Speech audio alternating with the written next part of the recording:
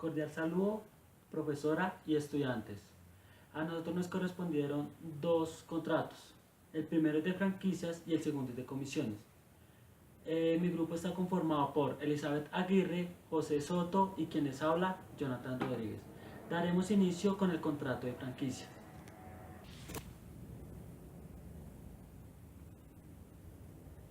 ¿Qué es una franquicia? Es un acuerdo en el cual el franquiciador cede al franquiciado una licencia de una marca. Es decir, el dueño de la franquicia es quien hizo que su marca fuese famosa. Por ejemplo, yo soy el dueño de McDonald's. Esta es una empresa muy popular y muy conocida a nivel mundial. En este caso, McDonald's puede franquiciar su marca y deja que otra persona, tanto natural como jurídica, pueda abrir un establecimiento. El franquiciador deja explotar su marca en el comercio. El franquiciado va a ser distinta persona al franquiciador. Quien el franquiciado va ante la DIAN y se registra con un NIT y un RUT. Y va a poner un aviso de McDonald's porque McDonald's ya le dio esa franquicia. Bueno, participantes de la franquicia. Eso está compuesto por dos, que es el franquiciador y el franquiciado. Franquiciador, ¿qué es el franquiciador? Es la persona jurídica y económicamente independiente. El franquiciador tiene tres obligaciones. La primera, consolidar con éxito un negocio durante un tiempo determinado. Segunda, tener derechos sobre el nombre comercial. Y por último, proporcionar información a todos sus franquiciados. Franquiciado, ¿qué es la persona franquiciada? Es la que adquiere o compra la idea del negocio. Esa también tiene sus tres obligaciones. La primera, dar periódicamente al franquiciador información financiera y contable. Segundo, permitir al franquiciador o sus representantes libre ingreso a los establecimientos. Y por último, no relevar a terceros durante ni después del contrato de franquicia el know-how de la compañía. Obligaciones conjuntas de las partes. También tiene como tres obligaciones. La primera, deberán solucionar mediante negociación directa, leal y razonable sus quejas, litigios y disputas. La segunda, el franquiciador deberá otorgar a los franquiciados un precontrato en el cual se estipulen todos los gastos, obligaciones y derechos. Por último, los dos partes deberán comunicarse cualquier infracción del contrato estipulado. El know-how. ¿Qué es el know-how? Es el conjunto de conocimientos, tanto técnicos y administrativos, que son imprescindibles en el comercio. Ahora vamos a hablar de los tipos de franquicia. Existen 4 principales tipos de franquicia. El primero es la franquicia comercial. ¿Qué quiere decir franquicia comercial? Es toda aquella en la cual el franquiciador cede a sus franquiciados todos aquellos elementos necesarios para permitir la venta de un producto. Un ejemplo es una tienda de regalos, una franquicia de telefonía celular, una agencia de viajes. La segunda clase es la franquicia industrial. ¿Qué significa franquicia industrial? No solo cede el derecho a distribuir el producto, a venderlo, también da o cede al franquiciado el derecho de fabricar, cede la tecnología, cede la comercialización de los productos, la marca, todos los procedimientos administrativos y de gestión y todas aquellas técnicas de venta. Los principales ejemplos que tenemos de este tipo de franquicia son las franquicias de comida. Para traer a colación hicimos el ejemplo de McDonald's y este es como el principal tipo de franquicia industrial que existe a nivel mundial. El tercer tipo de franquicia es la franquicia de distribución o de producto. ¿Qué quiere decir esto? Que es toda aquella encargada de la distribución de un producto, tanto si son fabricados o no son fabricados por el franquiciador, como si éste actúa como central de compras. Un ejemplo de esto son las franquicias de ropa, de muebles y de servicios. El siguiente tipo es la franquicia de servicio. Es aquella cuyo objeto principal es la prestación de un servicio al cliente final. Un ejemplo de esto son todas aquellas escuelas que prestan servicios de enseñanza de idiomas. Un ejemplo, Berlitz, que es una de las más importantes a nivel mundial. Listo, toda franquicia tiene ventajas y desventajas. Las 5 principales ventajas de una franquicia son: la primera, entra a formar parte de un negocio que ya ha sido constatado y rentabilizado anteriormente por el franquiciador. Segunda ventaja es el poder compartir el know-how del franquiciador.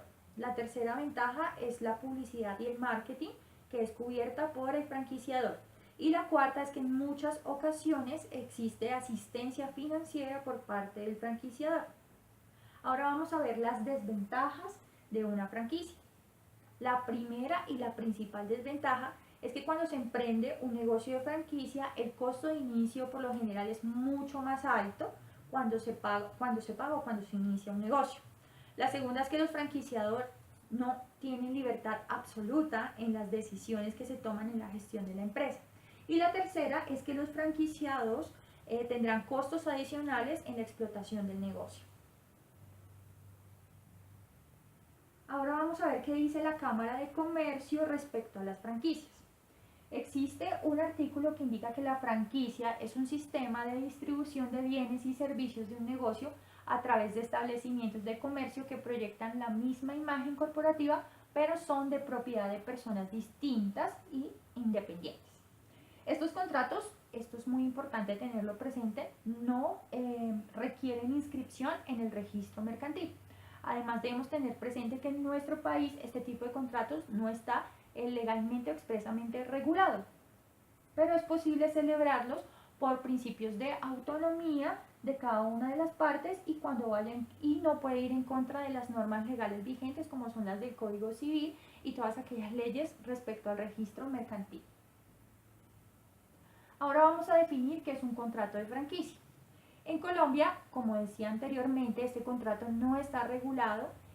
Sin embargo, la Superintendencia Financiera de Industria y Comercio en el 2010 indicó que un contrato de franquicia, un acuerdo de voluntades dirigido a la comercialización de bienes y servicios en donde el franquiciante confiere al franquiciado el derecho a ofrecer un producto o un servicio por un tiempo determinado bajo su nombre y también bajo su marca, a cambio del pago de un precio, transmitiéndole a sí mismo los conocimientos técnicos necesarios que le permitan comercializar esos bienes y esos servicios.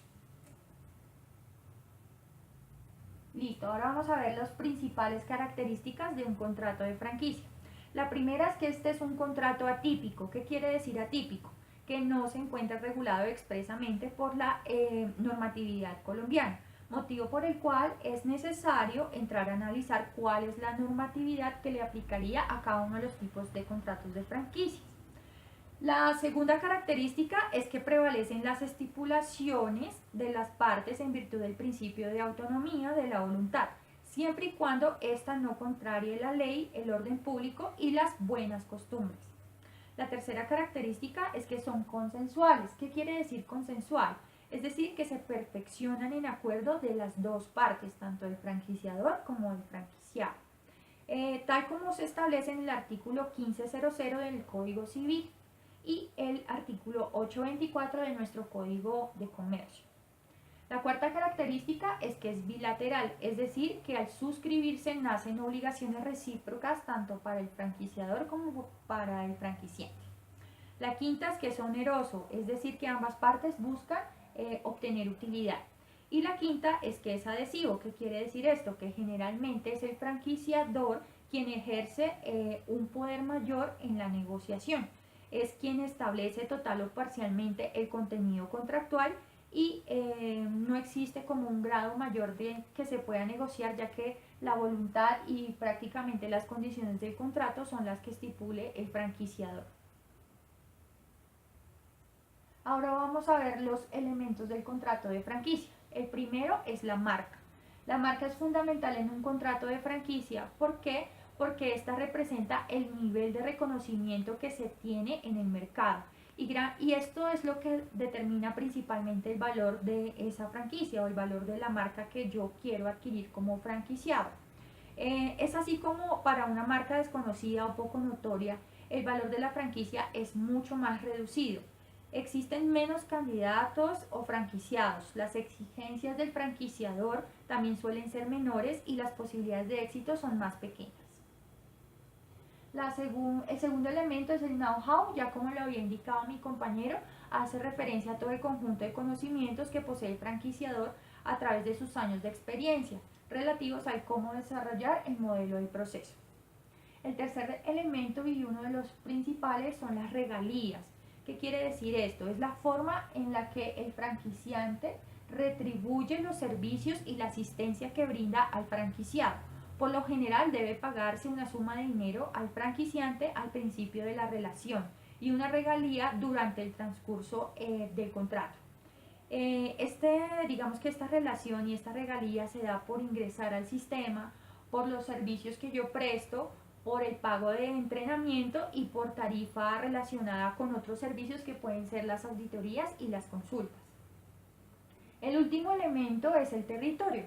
¿Qué indica? Indica que es la zona exclusiva o zona del territorio que el franquiciador le va a conceder al franquiciado para que explote su marca y desarrolle su negocio. Esta debe quedar estipulada en el contrato de franquicia y se debe respetar sin ningún derecho de hacer cambio o uso de, digamos que de este territorio.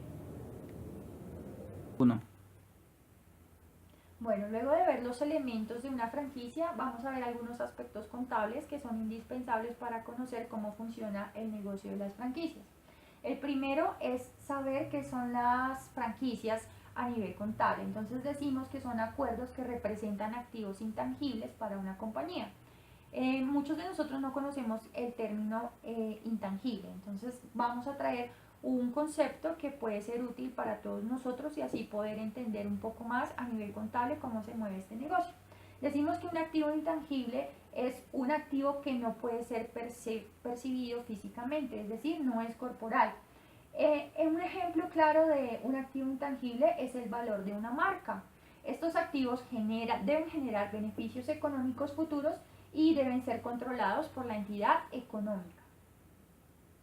Otro aspecto contable a tener en cuenta es la forma en la que yo voy a contabilizar mi activo intangible. De acuerdo a la norma contable en Colombia, el comprador va a registrar la compra o la adquisición de la franquicia de la siguiente manera. Va a utilizar una cuenta activo que es la 16-2010, que se denomina concesiones y franquicias. Esta es una cuenta o un activo intangible.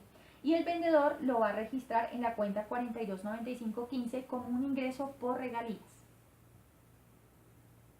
Otro aspecto a tener presente es que el franquiciante cobrará el derecho de la explotación de su marca, como lo decía el compañero anteriormente, y el franquiciado realizará o puede realizar sus ventas de manera normal y dentro de sus gastos siempre va a reportar un pago por derechos de franquicia y va a declarar a la DIAN de manera individual.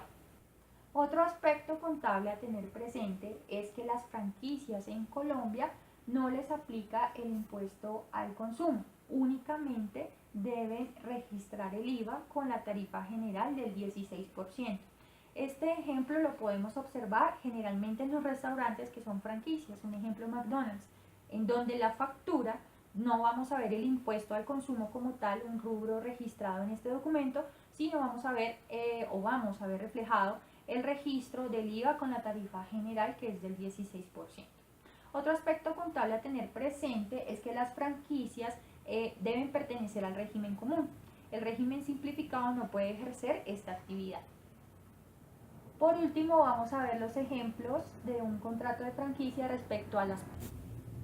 Cuando hablamos de partes, generalmente cuando nosotros vamos a registrar un contrato de franquicia, es importante tener presente que este documento debe contar con los siguientes elementos. El primero es que yo debo identificar cuáles son las partes, es decir, quién va a ser el franquiciador y quién va a ser el franquiciante. En este caso tiene que expresar el NID, todos los datos demográficos y toda aquella información que permita identificarlos de manera confiable. La segunda parte son las consideraciones generales. que también es conocido como los expositivos, en las que ambas partes manifiestan la intención de generar este tipo de negocio. La tercera parte son las estipulaciones, en donde yo voy a incluir cuál es el objeto del contrato, cuál va a ser la naturaleza de dicho contrato, dónde va a estar ubicado, qué tipo de marca es la que se va a franquiciar, cuándo se va a renovar, es decir, todos los tiempos y plazos que se van a establecer en dicho contrato, la forma de que yo voy a provisionar las obligaciones del franquiciador y todas aquellas obligaciones que ya habíamos dicho deben ser recíprocas entre cada una de las partes. La siguiente son todos aquellos pagos de derecho por la franquicia. Debemos expresar cuál va a ser ese monto, ese valor en el contrato para que no dé lugar a inconvenientes a futuro. También tenemos el incumplimiento y la extinción del contrato. ¿Qué pasa si yo lo incumplo o si ya no es viable? Y por último, cuáles son esas otras cláusulas que yo debo añadir para que no haya inconveniente a futuro. Bueno, vamos a hablar de contratos de comisión. ¿Qué es un contrato de comisión? El contrato de comisión es aquel mediante el cual el comisionista se obliga a realizar por cuenta y encargo del comitente o cliente la suscripción, compra o venta de unos determinados valores. En este contrato se perfecciona o adquiere plena vigencia para las partes a partir del momento que se recibe la orden. Es una especie de mandato por el cual se encomienda a una persona que se dedica profesionalmente a ello la realización de un negocio jurídico en nombre propio, pero por cuenta ajena. ¿Quiénes son las partes del contrato de comisión? Está el señor comisionista y comitente.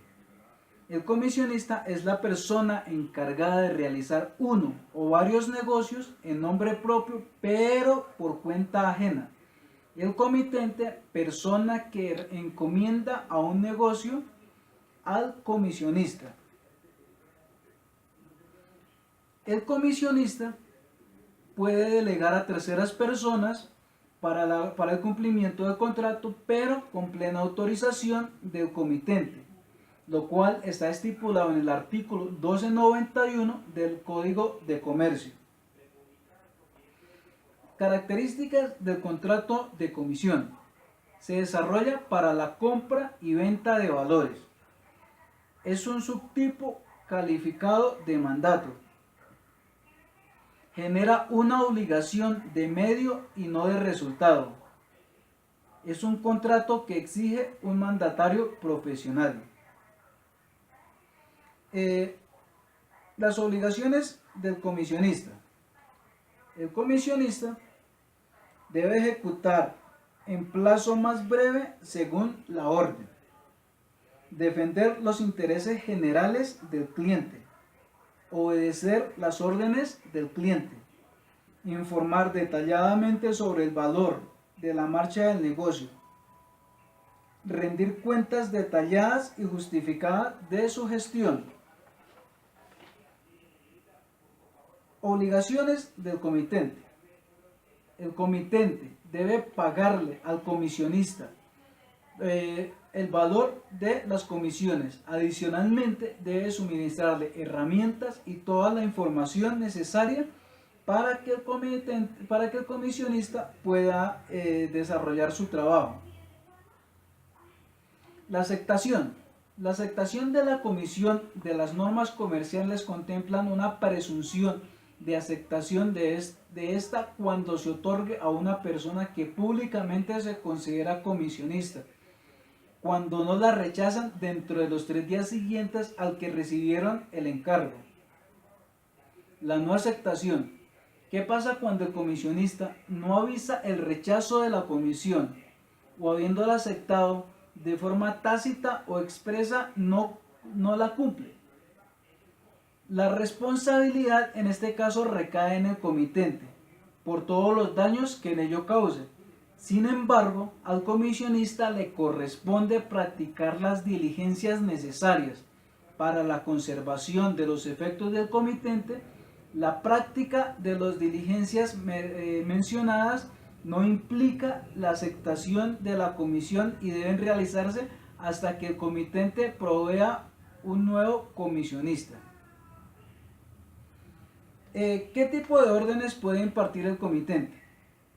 El comitente le dice al comisionista de bolsa de valores que según el precio de valores, a mercado, sin límite de precio, con límite de precio, a precio de apertura, entre día o cierre, según el plazo de las órdenes, durante la sesión, hasta una fecha concreta, hasta la cancelación, según la clase de operaciones, extraordinarias u ordinarias, según la cuantía, todo o nada, mínimo o múltiplos, con fijación de importe, con volumen oculto.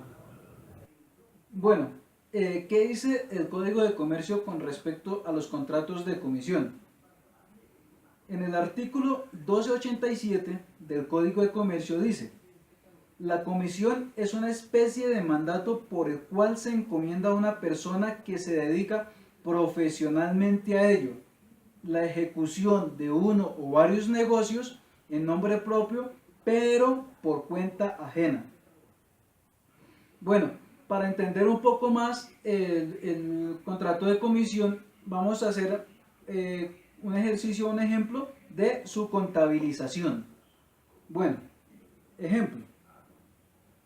El 1 de abril de 2015, una empresa de régimen común clasificada como PYME, PYME quiere decir pequeña y mediana empresa, adquiere para inversión a través de una comisionista de bolsa por 4.000 acciones de una empresa manufacturera a un costo unitario de 3.000 pesos cada una. Al finalizar el mes de abril, las acciones se cotizaron en bolsa a 2.900 pesos. Ahí ya tenemos una diferencia. Debemos tener en cuenta que de acuerdo con la norma internacional, las inversiones en acciones se deben contabilizar a su valor razonable, utilizando los siguientes criterios. Precio de cotización en un mercado abierto, ejemplo, bolsa de valores. Precio de cotización de una adquisición reciente, utilizando otras técnicas de valuación de reconocido valor, ejemplo, avalúos técnicos. De acuerdo con esta orientación, la contabilización sugerida en la norma para las pymes sería: bueno, vamos a contabilizar el ejercicio. Primero, vamos a hacer la causación de la compra de las acciones. Vamos al grupo 12, que se llama activo financiero inversiones. Vamos a la cuenta 121020, que se llama en acciones compañía manufactureras. Llevamos 12 millones de pesos, que es el valor de las 4.000 acciones a precio de 3.000 pesos cada una. Toda contabilización se debe hacer una partida doble o contrapartida. En este caso vamos al grupo 23, que es cuentas por pagar comerciales, a la cuenta 238010, que se llama comisionista de bolsa, y llevamos a crédito 12 millones de pesos, que es la partida doble. Sumamos créditos, sumamos débitos, y la suma de los débitos y los créditos nos deben dar siempre sumas iguales. Vamos al 30 de abril. Acá hay algo para tener en cuenta. Ya vamos a tener un deterioro. Si miramos el ejercicio anterior, nos decía que cuando adquirimos las 4.000 acciones estaban a 3.000 pesos cada una. Pero al finalizar el mes se cotizaron en bolsa a 2.900 pesos. Ahí ya vamos a tener un deterioro. Vamos a contabilizar ese deterioro que nos está mostrando. Entonces vamos al grupo 5, que se llama gastos ordinarios, a la cuenta 511905, que se llama deterioro de inversiones, y llevamos un débito de 400.000 pesos. Le hacemos la contrapartida o partida doble en el grupo 12, que se llama activo financiero inversiones, en la cuenta 121020-01, que se llama deterioro acciones compañía manufactureras. Lo llevamos a créditos por 400.000 pesos, que es la partida doble. Sumamos créditos, sumamos débitos, y siempre nos deben dar sumas iguales, la suma de los débitos y los créditos. Bueno, vamos a registrar el deterioro así. Vamos en acciones, cotización y siempre vamos a manejar un total. Entonces, a 30 de abril, las 4.000 acciones se cotizaron a 2.900 pesos, como nos decía el ejercicio anteriormente, lo cual nos da un total de 11.600.000 pesos. En la fecha de adquisición, las 4.000 acciones las adquirimos a 3.000 pesos, lo cual nos daba 12 millones de pesos. Entonces, hacemos la operación y tenemos un deterioro del valor en 400.000 pesos. Bueno, espero que hayan entendido la explicación de los contratos de franquicia, los contratos de comisión. Si queda alguna duda, pues la vamos a resolver. Mil gracias por la atención prestada.